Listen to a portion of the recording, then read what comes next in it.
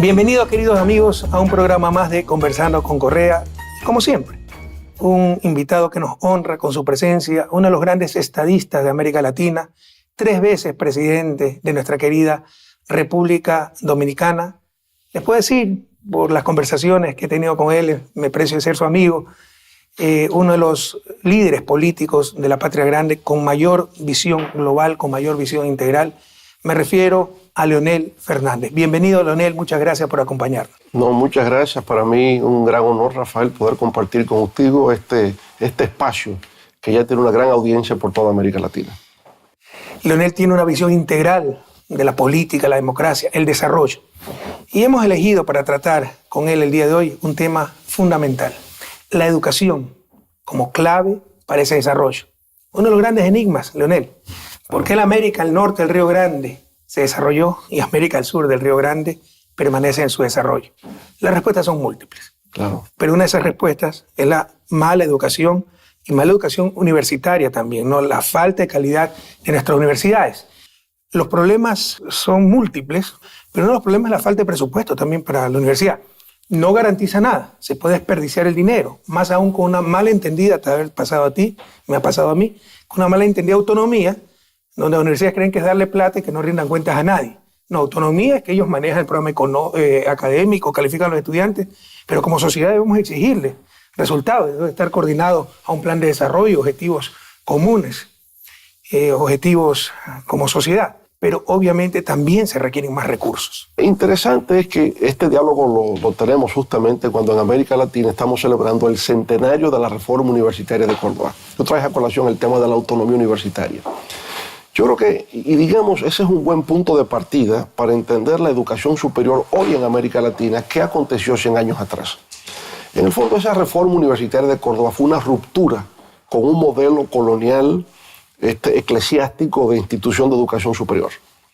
¿Pero por qué ocurre? Porque en Argentina había habido migración europea, sobre todo de Italia, la expansión de una clase media, empieza un proceso de industrialización y se requiere mayor nivel de independencia y autonomía con respecto al molde tradicional colonial y eclesiástico. Se produce esta ruptura. Y sin duda alguna que establecer un modelo de autonomía universitaria, autonomía con respecto del clero, autonomía con respecto del Estado, se da una independencia para el funcionamiento universitario. El cogobierno estudiantil, el hecho de que los estudiantes también tienen un nivel de participación en los mecanismos de toma de decisiones a nivel universitario, la incorporación del sector administrativo, la gobernanza universitaria en América Latina fue un paso de democratización de la educación superior. Y el hecho de que personas provenientes de familias de bajos ingresos pudieran acceder y que no hubiese el límite del cupo o la barrera de la admisión vía exámenes, ¿verdad?, que hacen inaccesibles el poder ingresar. Todo eso estuvo bien. Ahora, el problema es qué pasó en América Latina en los últimos 100 años. Predominios de dictaduras, gobiernos represivos, y las universidades se convirtieron en el refugio ideológico de la gente que estaba en el movimiento progresista, que estaba por la democratización de nuestros pueblos. De manera que hubo una desviación del punto de vista de la producción del conocimiento científico a un tema de ideologización que encontraba su mayor sustento en el mundo universitario.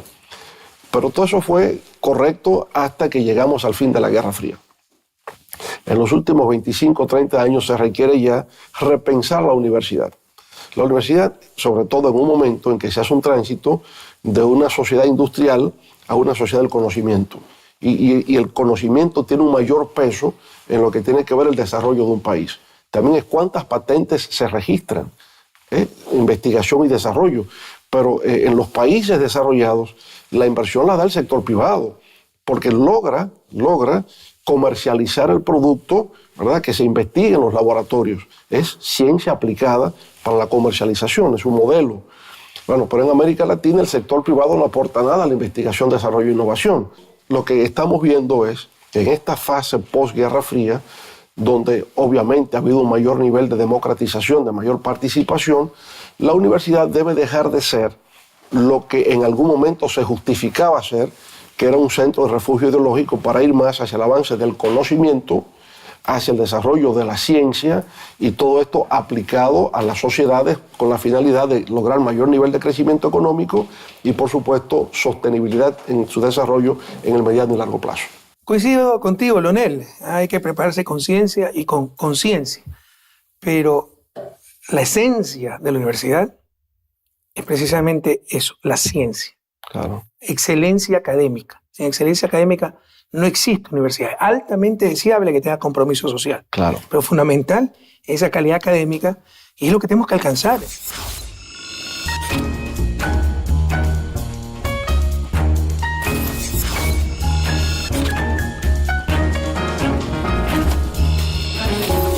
Tú has hablado de la reforma de Córdoba, sí, se dieron grandes avances para la época. Y hay que analizar el contexto histórico, exacto, ¿no? Predominio de la iglesia, etcétera.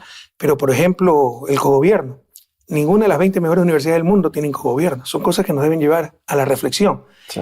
El supuesto libre ingreso nunca existió, porque era imposible.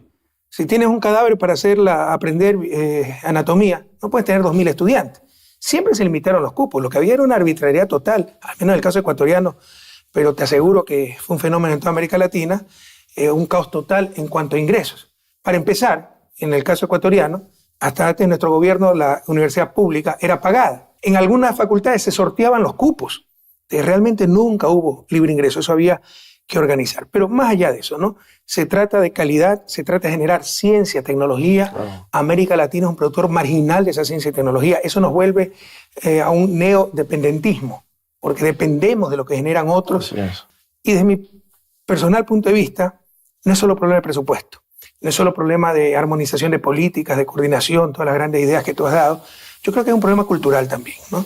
Que no nos exigimos la self-reliance de los anglosajones, es decir, sin olvidarse del resto, depender de los esfuerzos personales, alcanzar las recompensas que mi esfuerzo busca, o recibir las sanciones que la falta de esfuerzo implica. Pero no, en América Latina queremos tener el título sin algunas veces ni siquiera ir a clase, ¿no? Sí. Y se modifica todo, se adapta todo para la comodidad. Por ejemplo, las universidades para trabajadores o para estudiantes que trabajan. Entonces tiene universidad de 7 a 9 de la mañana, de 6 a 9 de la noche, profesores de 7 a 9 de la mañana, de 6 a 9 de la noche, y a las finales acaban siendo no estudiantes que trabajan, sino trabajadores que estudian. Y se sacrifica muchísimo el nivel académico. Debemos superar todos esos engaños sociales. Si no, no lograremos salir de su desarrollo, porque la universidad es clave y esa generación de ciencia y tecnología son claves para alcanzar el buen vivir. Sin embargo, también hay otro principio a nivel de educación. Mientras más temprano se invierte el dólar en educación, más rentable es ese dólar. Sí. ¿Qué con respecto a educación inicial, a la educación básica? Tampoco hay que creer que todas las universidades van a ser Harvard o Stanford. Tampoco hay que suponerlo. Hay modelos distintos de educación superior, hay tipologías distintas, dependiendo de lo que se busque. Por consiguiente, digamos, hay un modelo de educación técnica superior, donde un estudiante durante 2 años recibe un adiestramiento que es básicamente para el empleo, es para su inserción al mercado laboral. Esto es válido. La sociedad necesita técnicos, gente que pueda ser operativa, que ejecute, ¿no? Y eso no requiere ser licenciado o ser máster o ser doctor. Aunque el estudiante, una vez que obtiene ese nivel de calificación, puede, digamos, completar 2 años más para la licenciatura y continuar con cursos de posgrado. Puede ser. Pero muchas veces, cuando se toma, digamos, un estudio universitario de Derecho, de Economía, se gradúa y no tiene las herramientas para insertarse en el mercado laboral. No hay conexión entre la universidad y la sociedad en sentido general. Esta es una de las fallas que tenemos que ir corrigiendo.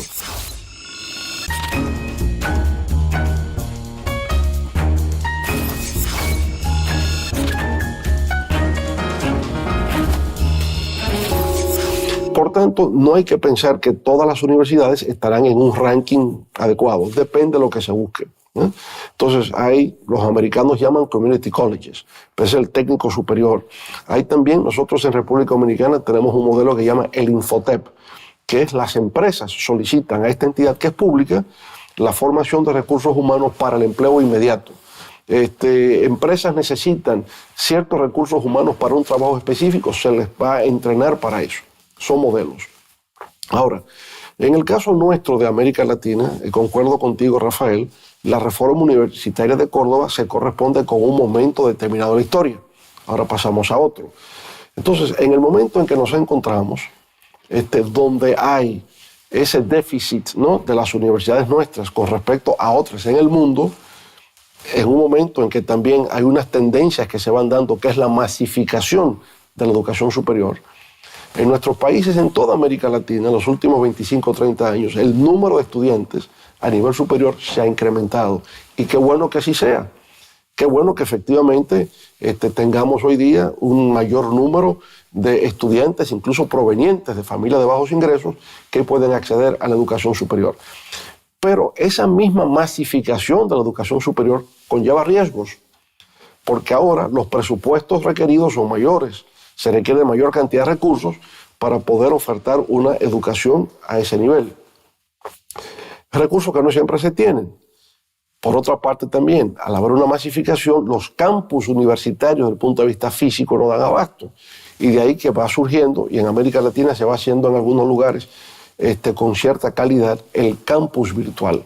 Hay una virtualidad de la educación superior que es fruto del impacto de la revolución digital que está teniendo lugar en distintos ámbitos y que ya se refleja en la educación superior. Bueno, obviamente aquí también volvemos. El idioma inglés resulta predominante. Si usted entra a los cursos en línea, aparece más en inglés que en cualquier otro idioma. Es latín del siglo XXI. Es latín, la lengua franca del siglo XXI. El acceso, decía antes, el acceso a las bases de datos, los JSTOR, eso es en inglés que aparece. Las principales revistas científicas, los journals científicos, es en inglés que aparece. Nuestras universidades, por ejemplo, es una falla que veo. Las bibliotecas nuestras no están actualizadas y se pueden actualizar con recursos electrónicos a los cuales no tenemos acceso. Ahí es donde yo siento la cooperación y hablaba de la integración regional. Para una universidad específicamente, tener acceso a esa base de datos es muy costoso. Puede costar millones de dólares. Pero si se hace un consorcio regional de universidades a través de la UDUAL o a través de subgrupos regionales universitarios, pues los costos pueden disminuir y por tanto poder acceder a eso, a información científica de calidad inmediata.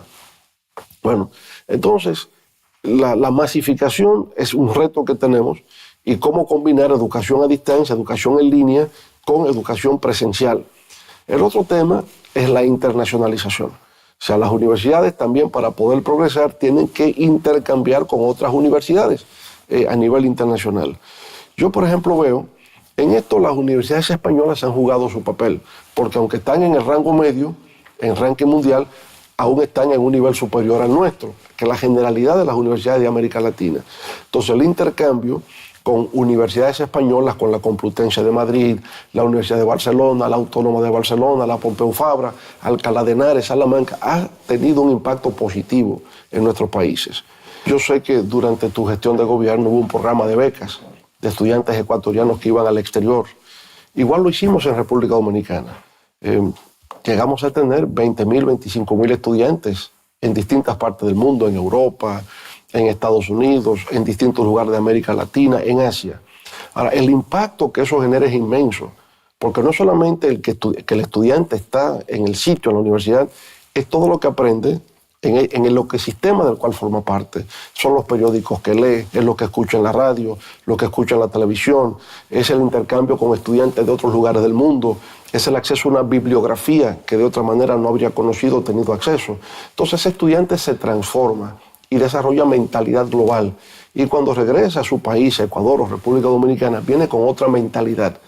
El conocimiento que ha adquirido sabe que requiere de una aplicación para el desarrollo nacional y se siente más comprometido efectivamente para que ese desarrollo se produzca. De manera que la internacionalización yo creo que es clave en estos momentos para mejorar la condición de la educación superior en América Latina y poder al servicio del desarrollo sostenible nacional. No, yo tengo una fe inmensa en las becas al extranjero, ¿no? Destinamos un gran presupuesto, dimos más becas que en toda la historia del país, porque tú no solo vas a especializarte en ingeniería, economía, medicina, Exacto. vas a aprender otra cultura. Así es. Vas a vivir en países donde normalmente ya tienen las respuestas a las preguntas que recién nos estamos planteando.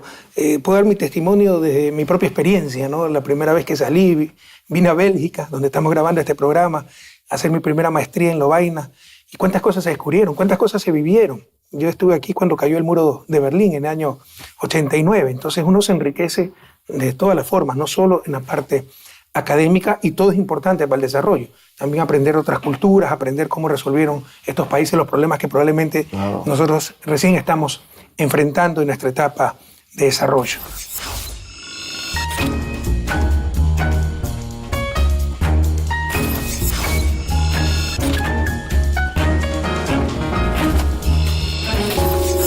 Pero volviendo al tema de las universidades, tú pusiste como ejemplo Harvard, Oxford. Yo quisiera que todas sean así. Yo sé que es imposible. Eso se llaman research universities, universidades que no solo se dedican a la docencia, sino que dedican gran parte de sus recursos, y muchas veces más recursos, y los profesores dedican más tiempo, es a la investigación. Lo otro son los colleges, ¿no? El college anglosajón americano, que es docencia, impartir conocimiento, pero impartirlo en forma rigurosa. Ya con eso, en América Latina, yo me sentiría bien servido. Y tú hablaste también de los community college, que es básicamente extensión educativa, es decir, para trabajadores van a la noche a prepararse, y hay la educación técnica. Todos esos aspectos debemos desarrollar en América Latina, pero llamándolos por su nombre, pero no llamando a community college universidad. Así es. ¿No? Porque los títulos tienen que diferenciarse, porque ha sido otro nivel de rigor, otro nivel de sacrificio. No implica que un estudiante que sigue un community college no pueda adquirir más conocimientos que alguien que se graduó de una universidad de investigación, o que pueda continuar después sus estudios, pero obviamente hay que diferenciar los diplomas. O sea, yo creo que los problemas son más de fondo, no es solo presupuesto, no es solo sistema, metodología. Podemos calcar el sistema, y esto puede sonar escandaloso para algunos, una izquierda anacrónica, que un líder de izquierda diga esto. No, a nivel académico, yo creo que debemos ser muy rigurosos, debemos aprender el que más sabe, y para mí el mejor sistema universitario del mundo es el sistema americano y en general anglosajón, ¿no? Y tienes ya algunos siglos ese sistema universitario muy exitoso. Entonces podemos calcarlo, ese sistema. Pero si no hay cambios culturales, en el sentido de exigirnos la cultura de la excelencia, evaluarnos, transparentar, dar información, calificar las universidades, ¿no? Universidad categoría A, B, C, que el estudiante tenga información para elegir su centro universitario, que hay una sana competencia entre esas universidades, no saldremos de este estancamiento, y ponernos objetivos muy concretos. Por ejemplo, que en los próximos 20 años, al menos unas 10 universidades latinoamericanas se encuentren en las 100, entre las 100 mejores del mundo. Eso sería un gran proyecto, Rafael, que comparto, obviamente, ¿no? Que en los próximos 20 años, cuando la Universidad Autónoma de Santo Domingo, antigua Universidad Santo Tomás de Aquino, cumpla 500 años de haberse fundado. Pero tú tienes razón en algo también, que esto retrocedió en el siglo XX, porque al inicio nuestras universidades eran de prestigio mundial, San Marcos de Lima, la Universidad de Santo Domingo. Claro, fíjate, la UASD, Universidad Autónoma de Santo Domingo, decía antigua Universidad Santo Tomás de Aquino, va a cumplir 500 años de haberse fundado, dentro de 20 años. Por consiguiente, necesitamos convertirla en una de esas 100 universidades, por el hecho de ser la primera de América. O sea, ya hay una simbología que requiere colocarla en un nivel de primacía en términos de calidad y de excelencia. Pero creo también que, tal como tú decías, es pensar la universidad al servicio del desarrollo. Y quizás los objetivos de desarrollo sostenible, esta Agenda 2030, nos brinda una oportunidad de enfocar a las universidades hacia objetivos muy concretos. Un problema de América Latina, un problema de la humanidad, es el hambre. Entonces, ¿cómo desde las universidades podemos repensar el tema de erradicación del hambre? El tema de la pobreza, ¿no? Se requiere trabajar seriamente para un desarrollo económico, social, ¿no? Cultural, tecnológico, medioambiental, que haga desaparecer o por lo menos reducir sensiblemente la pobreza en nuestros países.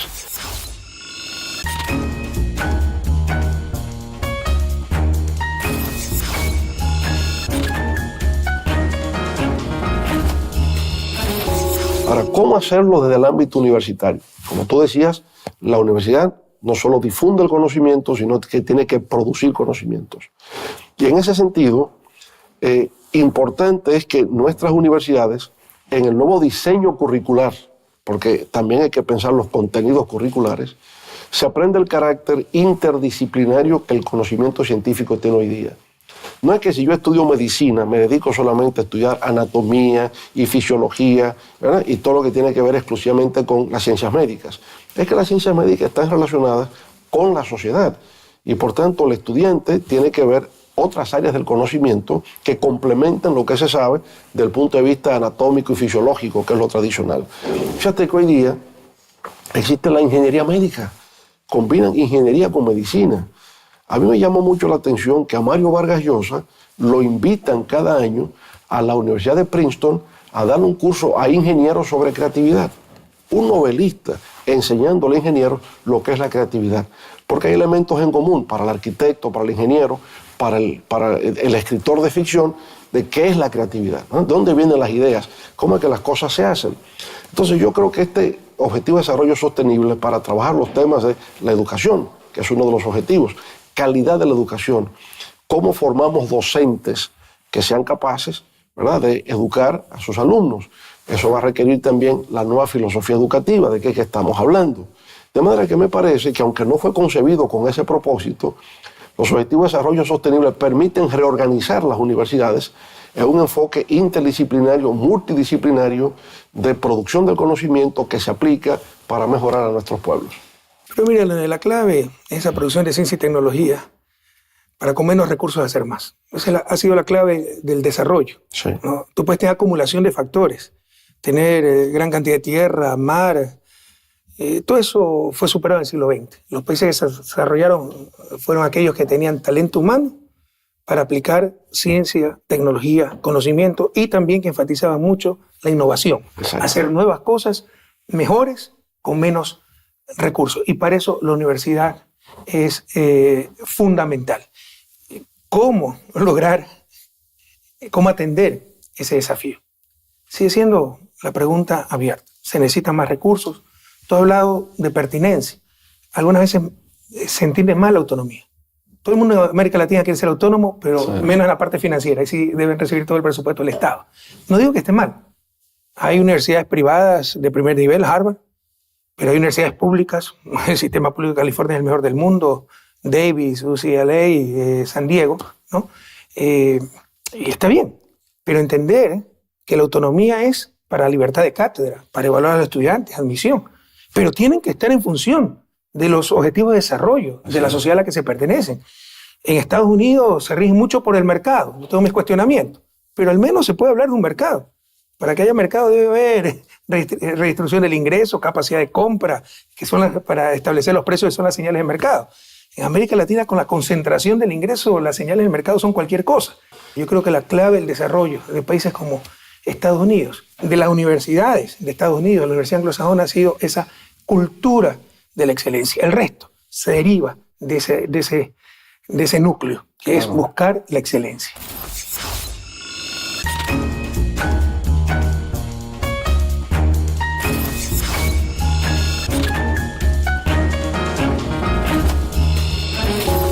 Completamente de acuerdo, y creo que en la región estamos compelidos a tener universidades de calidad con miras hacia el futuro, porque tuvimos del 2003 hacia el 2013 aproximadamente la década de oro en América Latina, ¿verdad? Pero esa década de oro dependió fundamentalmente de la exportación de commodities sin valor agregado. La locomotora del crecimiento chino nos arrastró a todos. China crecía un 12%, reclamaba más petróleo, más gas natural, más cobre, más soya, de todo. Nosotros pudimos aprovechar ese momento, ¿verdad? Y en gobiernos como el tuyo, Rafael, los recursos generados por ese crecimiento económico se aplicó al desarrollo nacional. Yo he estado en Ecuador varias veces y sé el legado que dejaste, ¿no? En obras de infraestructuras, esa carretera que va del aeropuerto hacia la ciudad capital en Quito, es notable. Es decir, se nota el proceso de transformación, de modernización. El tema es que con la exportación de commodities per se no es sostenible en el largo plazo. Ahí la necesidad de la transformación, y lo único que puede transformar es el conocimiento. Y el conocimiento tiene que venir de nuestras instituciones educativas. Por lo tanto, El futuro de América Latina dependerá de nuestra capacidad de insertarnos en los mercados internacionales con bienes y servicios con mayor valor agregado. Y eso lo genera el conocimiento. Poner nuestras universidades al servicio de ese desarrollo, yo creo que es la clave de la prosperidad y el progreso de nuestros pueblos con miras hacia el futuro. Con excelencia, con calidad académica. Con calidad académica. Aquello no Así puede es. llamarse universidad. Para alcanzar el desarrollo necesitamos esa universidad de calidad, pero también para sostenibilidad de nuestro modo de vida. Claro. La única economía que se fundamenta en recursos ilimitados es la economía del conocimiento. Así es. La economía de las ideas, la economía fundamentada en la mente humana. Y para eso necesitamos universidades de calidad. Muchas gracias, Leonel. Muchas gracias por acompañarnos, queridos amigos.